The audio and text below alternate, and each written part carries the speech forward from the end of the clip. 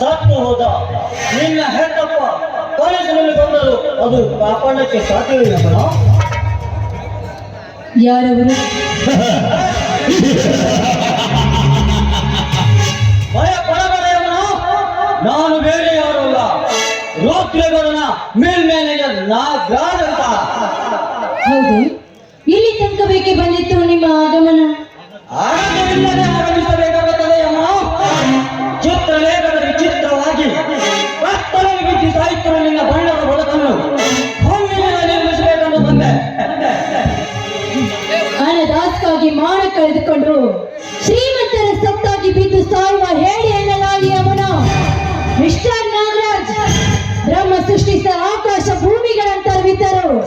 ಲವಲವಿಕೆಯಿಂದ ಜೀವನ ನೂಕುತ್ತೇನೆ ವಿನಃ ನಿಮ್ಮ ಕಾಮುಕರ ಸೆಳೆತಕ್ಕೆ ಸಿಕ್ಕು ಶ್ರೀಮಂತರ ಹಣದಿಂದ ಮಣ್ಣಾಗುವುದಿಲ್ಲ.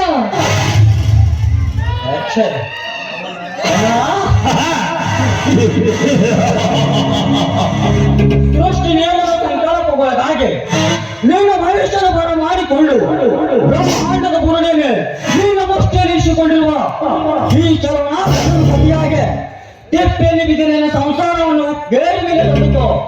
ಈ ನಿನ್ನ ತಿರಸ್ಕರಿಸಿ ನಿನ್ನ ಚಲವನ್ನು ಮುಂದುವರಿಸಿದೆ ಬೇರೆ ಗಂಡನಾದರೆ ಅಂದೇ ನನ್ನ ಕೈಯಲ್ಲಿ ನೀನು ಗಂಡಾಗುವುದು ಖಂಡಿತ. ಬಂಡಗೆಟ್ಟ ಗಂಡಸೆ, ಮನಸ್ಸಿಲ್ಲದ ಒಂದು ಹೆಣ್ಣನ್ನು ಒತ್ತಾಯಿಸಿ ಮದುವೆ ಆಗ್ತೀನಿ ಅಂತ ಹೇಳುವ ನೀನು ಹೇಳಿ ಗಂಡಸು. ಬೋಲ್ಡ ಪ್ರಚಂಡನಾಗಿ ಗಂಡು ಬೇಕಾಗಿರುವ ಈ ಪರಶುರಾಮ ಶಕ್ತಿ ಮೀರಿಸುವ ಈ ಗಂಡು ಬದಿನ ಆಟದಿಂದ ಹೇಳಿ ಗಂಡಸನೆಂದು ಉತ್ತರಿಸುವೆಯ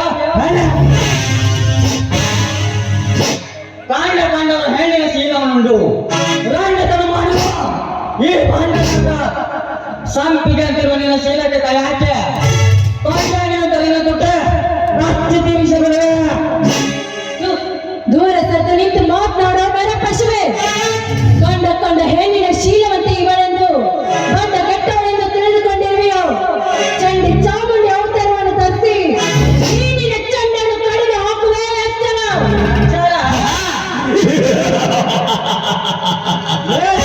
ಚಂದ್ರನ ಮಗ ಇಡೀ ಬ್ರಹ್ಮಾಂಡವೇ ತನ್ನ ಹೇಳುವ ಹೊತ್ತಿಗಿಂತ ನೀನಂತ ರಕ್ತದ ನಾಯಕನಿಗೆ ಸ್ಥಾನ ಕೊಟ್ಟರು ಈ ನಾಗರಾಜ್.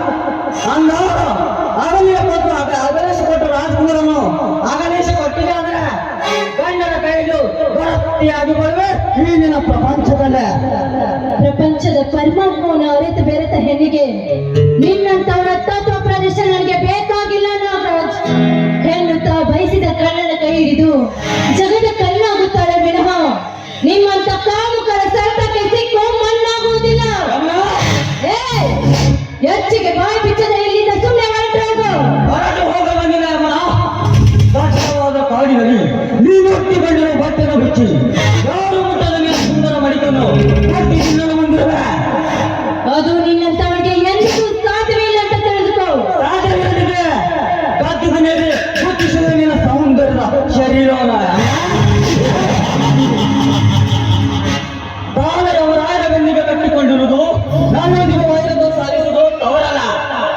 ಸೋಮಣ್ಣ ಮೈ ಒಪ್ಪಿಸಿ ಅಪ್ಪಿತು ನನ್ನ ರಾಜನೆಂಬ.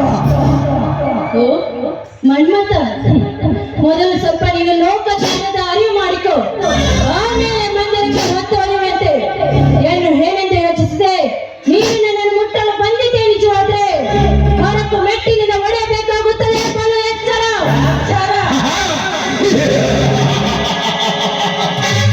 ನನಗೆ ಎಚ್ಚರ ಹೇಳುವ ಜುಟ್ಟಿನ ಬಾಲೆಯವನಿಗೆ ಈ ಜುಟ್ಟಿಗೆ ಅದನ್ನು ಮೆಟ್ಟಿಲು ಪೆಟ್ಟು ಹಾಕುವ ಧೈರ್ಯ ಕಾಲ ದರ್ಪದಂತ ವಸ್ತುವನ್ನ ಮಾಡಿ ಕುಸ್ತಿಯ ಕಣದಲ್ಲಿ ಚೋಟಿ ಹಾಕಿ ಕಳಿಸುತ್ತಿರುವೆ. ಏ ಹೆಣ್ಣನ್ನು ಕಾಣದ ಶ್ವಾನವೇ, ನಾಯಂತೆ ಹೀಗೇಕೆ ಕೂಗಾಡಿ ಬಿಕ್ಕುತ್ತಾ ಇರುವೆ? ದ್ರೌಪದಿಯ ವಸ್ತ್ರಪ್ರಾಣ ಮಾಡಿದ ಆ ದುಶ್ಶಾಸನ ಸತ್ತನೆಂದು ನಿನಗೆ ನೆನಪಿಲ್ಲವೇ? ಸೀತೆಯನ್ನು ಒತ್ತೊಯ್ದ ರಾಮನ ಸತ್ತನೆಂದು ನಿನಗೆ ನೆನಪಿಲ್ಲವೇ? ಅದರಂತೆ ನೀನೇನಾದ್ರೂ ನನ್ನ ವಸ್ತ್ರಪ್ರಾಣ ಮಾಡಲು ಬಂದಿದ್ದೆ ನಿಜವಾದ್ರೆ ನೀನೇನಾಗುವೆ ಅಂತ ಸ್ವಲ್ಪ ತಿಳಿದುಕೋ. ಏ ಗೊಡ್ಡೆ ಏನಂತ ಹೇಳುವ ರಾಜ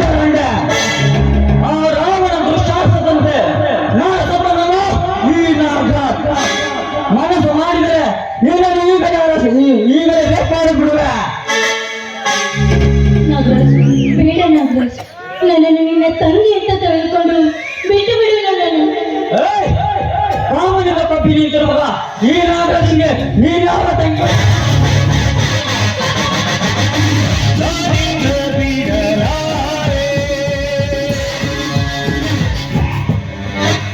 ಹಸುದೇಹ ಬುಲ್ಲಿಯಂತೆ ಕೈಯಲ್ಲಿ ಸಿಕ್ಕ ಹಸುಳೆಗಳಲ್ಲಿ ಕಾಪಾಡಕ್ಕೆ ಆ ಬ್ರಾಹ್ಮಣಿಗೂ ಸಾಧ್ಯವಿಲ್ಲ.